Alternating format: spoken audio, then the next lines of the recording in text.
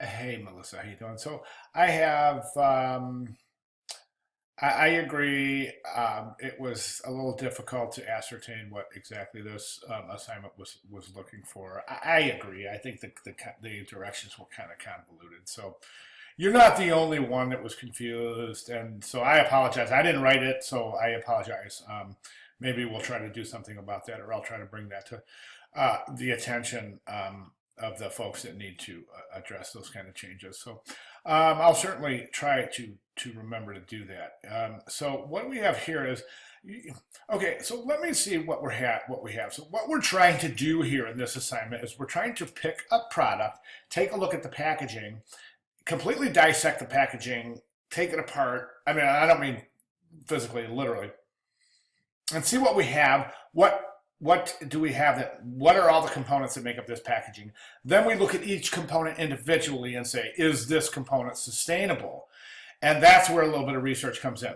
So what you've done here is basically I'm not really seeing, and I don't mean to, I just want to be honest. I'm not really seeing a good solid conceptual understanding because it looks like this was copied and pasted. And the only reason I say that is because it has a model number on it. So and basically what I want you to do is this: is you've described the six pack carrier, okay, the glass bottles, the caps, but the one thing that we don't have is the ink used for the labels, the adhesives used for the labels, and then you would also get into the transportation, the modes of transportation, which you did a little bit. You got into shipping preparation, but so how do we go? Where do we go from here, and how do we do this?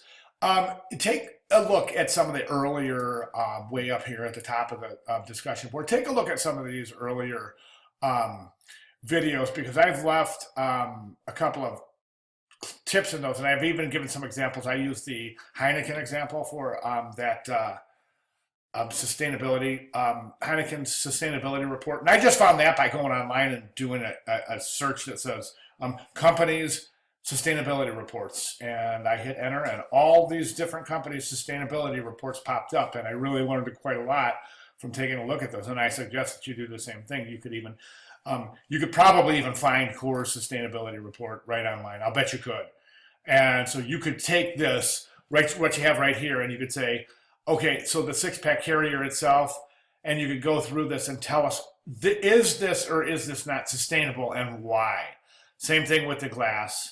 Okay, so it should be pretty easy to do. And that's what I want you to do. That's what we're trying to get at. We're trying to get at not what it's made of, but are those materials sustainable? In other words, a lot of toy companies put that window over the toy, and it's made out of plastic, this kind of heavy plastic, see-through kind of cellophane thing, and it's a petroleum product, and it's a it's a